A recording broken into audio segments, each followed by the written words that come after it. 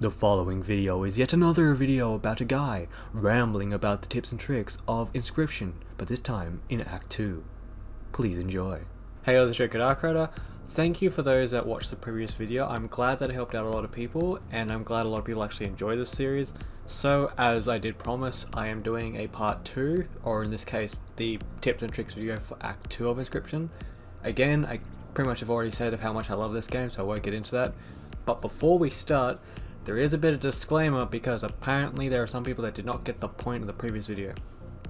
So, for starters, no.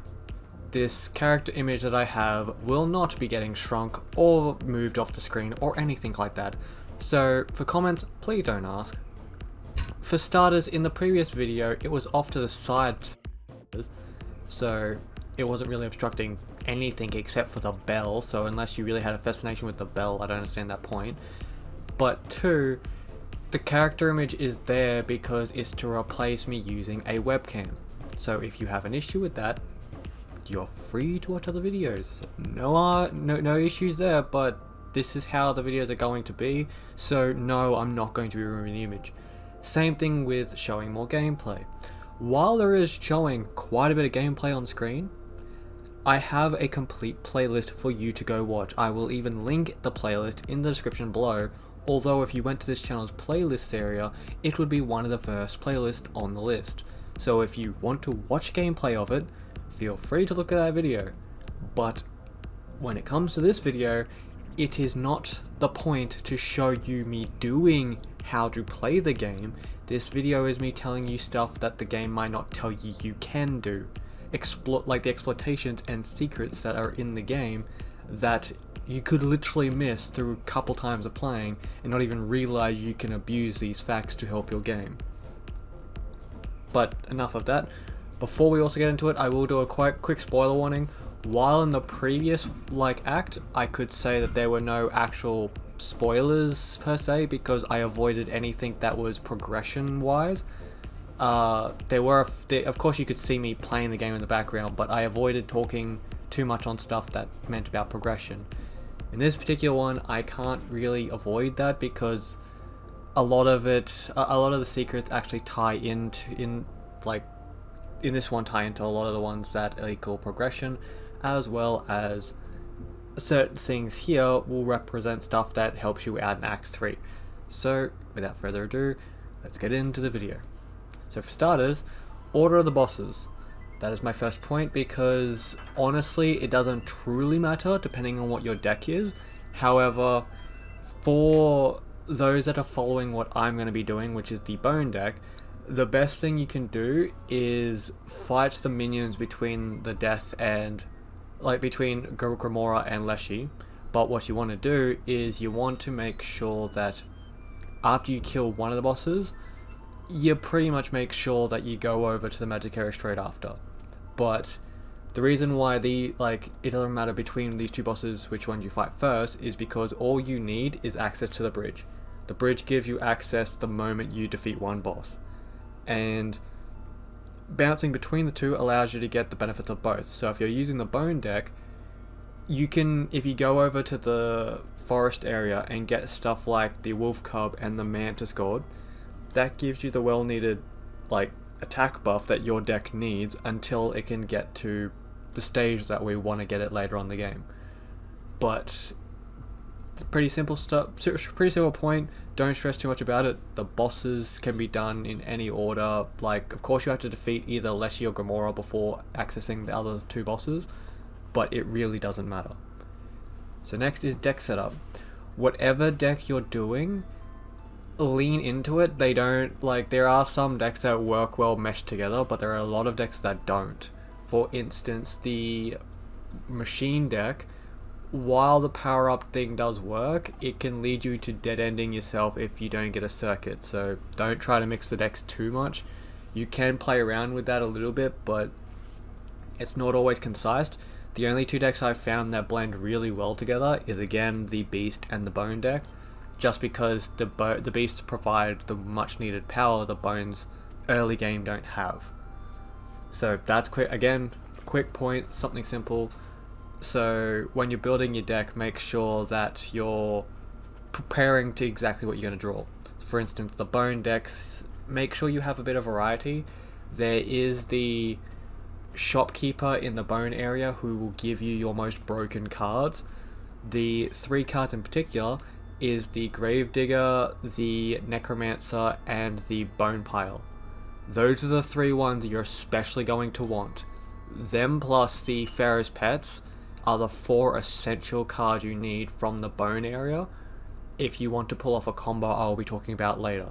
It doesn't matter what deck you have because you can get these in general because they are via the vendors, but they do come in handy later on. The Bone Pile itself is actually what's going to be one of your main powerhouses with literally no cost to summon it for the bone deck, so make sure you pay attention to that. But yeah, simple point. Moving on to point 3, which is where the true method lies, the secrets and puzzles. Now, I'll get rid of the kind of tedious one out of the way first, the Kraken. He appears in 2 locations, one of which is where you find the clover. You'll notice that when you go into Lashy's area, if you go just before you enter actually the area that activates his cavern, you'll notice that there's a side branch on a little port, like a little wooden docking area. If you go there, you'll find a chest early on that literally just gives you a card, but what it also has is, in the water beside the chest, a tentacle can pop up. It's one of the 2 locations where the tentacle can spawn. The other thing that's in that exact area is the 4-leaf clover. The 4-leaf clover, as people know from the first part of the game, is while having that, it allows you to reshuffle your first hand if you don't like what the cards you got. So for those that have a beginning-ish deck, or those that just are looking for certain cards, it's a great thing to have, but I believe you can only get these 2 things after defeating at least 1 boss. So keep that in mind, because I don't think the clover appears straight off the bat. I think you have to beat at least 1 boss before it can appear. The other secrets though, and the more fruits of the matter, is first the Mycologist, which I believe you need to defeat at least 2 bosses to unlock. You'll see a little mushroom house between the forest and the graveyard areas. The mushroom in there will require you to fuse cards together, and it's actually something that we want to do, because in each of the vendors there'll be one section that gives you the cards you need to fuse. In the forest area, I believe he wants you to fuse the field mice. And again, you don't even have to worry about the packs. In one of the 4 piles that each of the vendors have will be one of the cards that the mycologist wants you to fuse. So you need the field mice from the forest area, you need the grave diggers from the bone area, you need the turret from the tech area, and you need the blue mage, I believe, from the magic area. You want to do these each at least once, because once you've done a complete cycle of them, a key will appear, which you will need for something special in Act 3.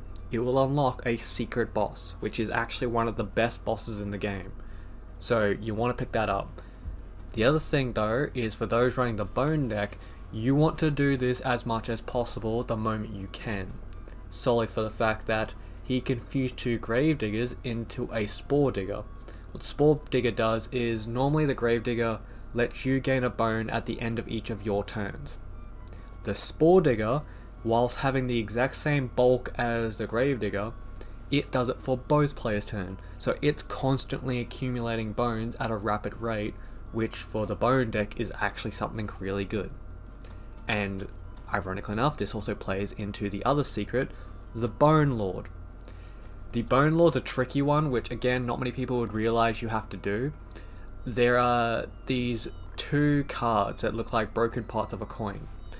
You want to play both of them together on the field side by side, or even spaces apart. As long as they're both on the field, that's all you need, because as you'll see at some point in this video, when they both get played, they will fuse together into a coin outside of their card and then fall into your lap. The cards themselves from then onwards will be blank. That's basically, you can still use the cards if you want, but honestly, scrap the cards out of your deck after you use that, because they're not really that important. But once you have that coin, there is the lower part of the bone area where you get the you get to talk to the sarcophagus.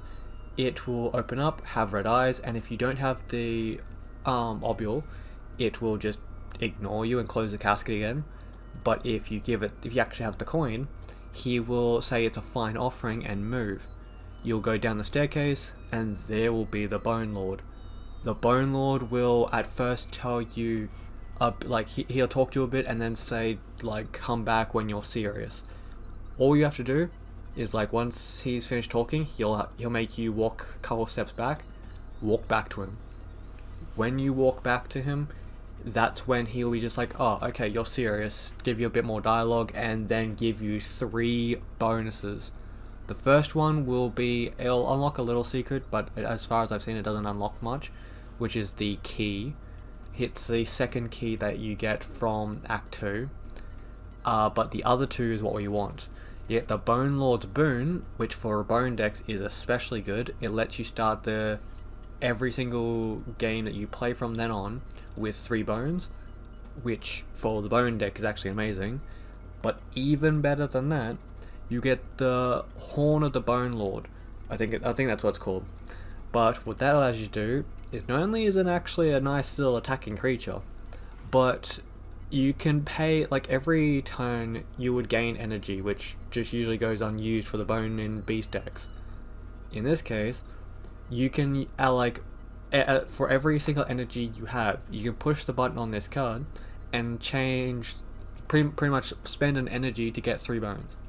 And you can keep doing that over and over and over again. Because after you've run out of energy, literally just do your turn, pass, go to your next turn, and then you can do it again because your energy refills. So it's basically a way to get a good resource, like, compilement of bones. And this is good because things like the bone pile, it has a button where you sacrifice bones that you have in your bone pile, which is ironic enough that that's what it's called. But, like, the amount of bones that you have, you sacrifice, I think it's like 2 or 3, and it increases its health and attack by 1 stage. And you can literally just spam that. Both of them allow you to spam this until it becomes like an absolute monster that can steamroll over everything. Later on, it will become like your second biggest powerhouse if you set up the Ouroboros in the first act. Which, ironically enough, will lead to the prime of it, which is our final act, which is the dummy. The moment you defeat at least 1 boss and get access to the entire map, you will probably have either started seeing it now or you'll see it very soon. The moment you can access the whole map, make a beeline to the magic area, defeat the first person that's on the first level, of course solve the secret. When you get to the second level, there will be the mannequin. The mannequin is what you want because you can fight it as many times, it does not fight back, and it's a foil farm, but it's also a way to set up for Act 3. Because what you do is, for every time you fight it, you can pretty much get foils from it by winning.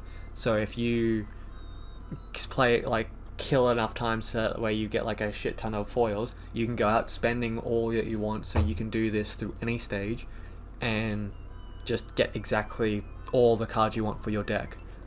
But specifically, this is where a combo that I have played before, and you'll see it on screen later in this exact video.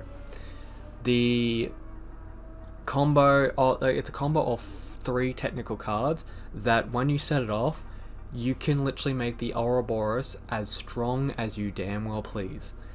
Because the Ouroboros, as you know, just like Act 1 and just like Act 3, every time it dies, it goes back to your hand and increases its attack and health by 1. However, there is actually a way to abuse this to do it 2 to 4 times stronger every single time. And the way you do that is there are 2 cards that you need from the bone area. To quote, you do not need to use the bone deck to get these cards. They are cards you can get from the vendor. So if you want to do this with any other deck, you can. You never have to, even though I use the bone deck, you do not need the bone deck to pull this combo off.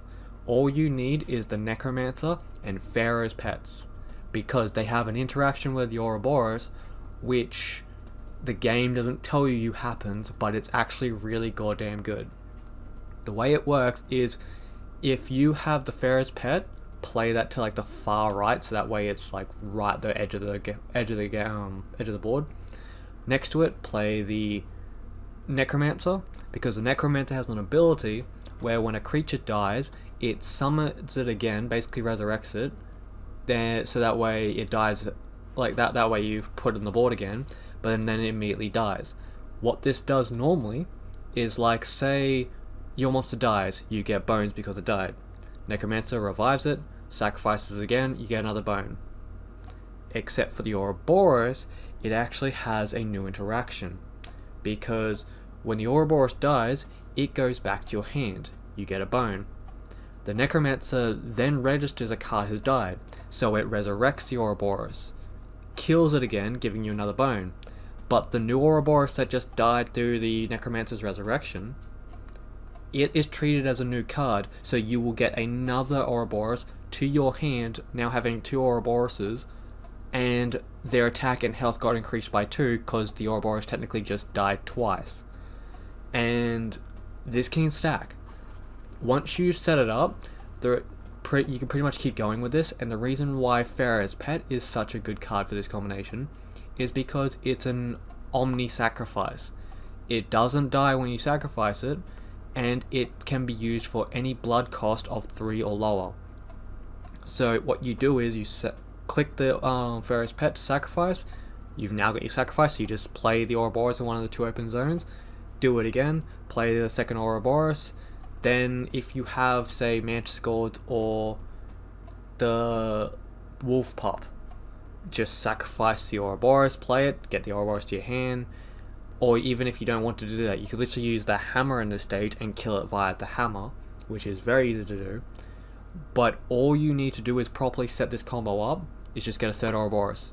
Because then what you can do is you just do the combo of sacrifice Pharaoh's Pet, play an Ouroboros, sacrifice Pharaoh's Pet, play the second Ouroboros, sacrifice the 2 Ouroboroses for a third one, and what that does is both of them just got sacrificed, so your attack and health go up by 2, and then next, literally Pharaoh's Pet, play 1, tribute 2, play 1, keep going in the cycle and raise that thing's attack as high as you want. And the best thing about this is every time you sacrifice them, they die twice, because when you're sacrificing them, they don't just like, it's not like they sacrifice and go back to your hand. They each time they die, then get resurrected, then die twice.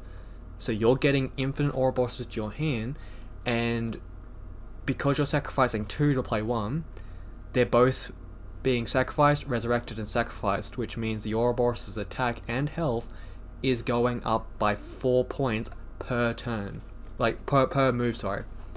You could literally just keep spamming this until the Ouroboros is as high as you want. I think my record for it is like, God, I think it was 13,000.